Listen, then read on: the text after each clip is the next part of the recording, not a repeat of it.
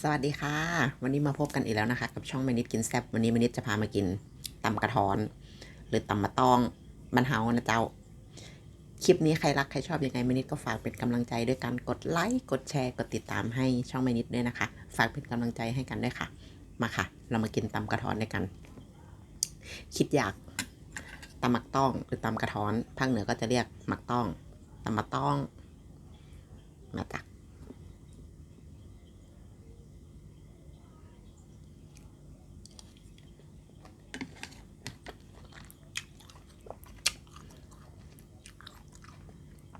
ตำใส่น้ำปู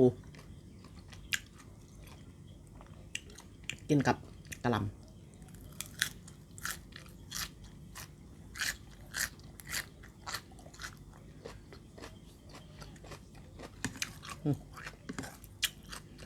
น้ำออกดำ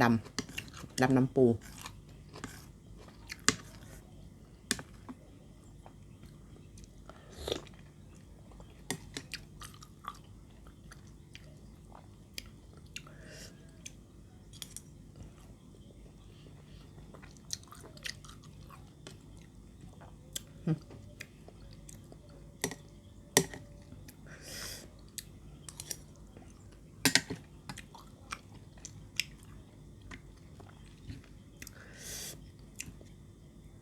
เปรี้ยวนิด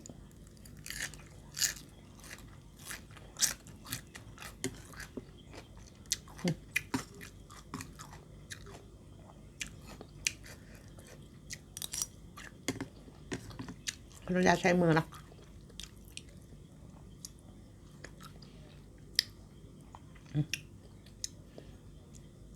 กินด้วยกันค่ะ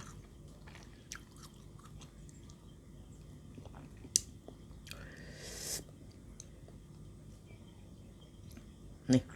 เม็ด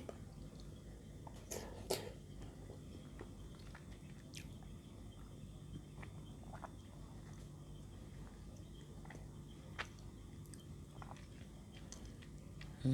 ม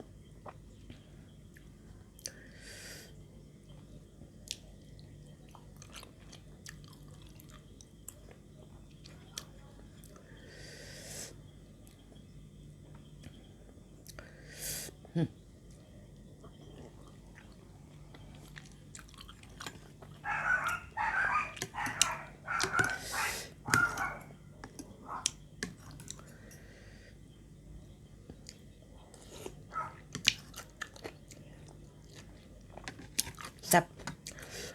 น้ำปูน้ำปลาใส่ด้วยกัน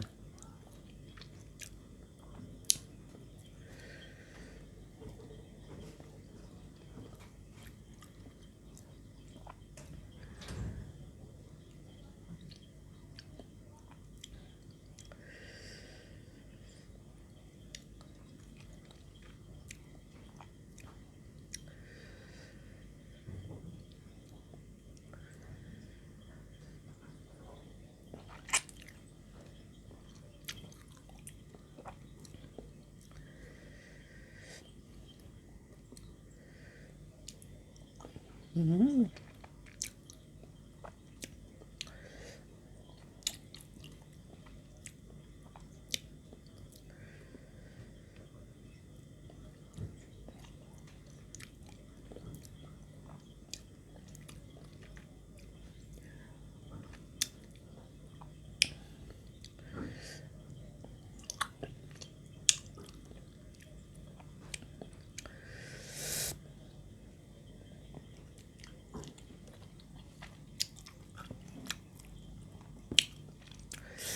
ไปลองตำกันดูนะคะ อร่อยค่ะสำหรับคลิปนี้ก็ขอบคุณทุกคนนะคะที่แวะเข้ามารับชมยังไงฝากเป็นกำลังใจให้กันต่อไปในคลิปหน้านะคะสำหรับคลิปนี้ขอบคุณค่ะสวัสดีค่ะเดี๋ยวไปกินต่อ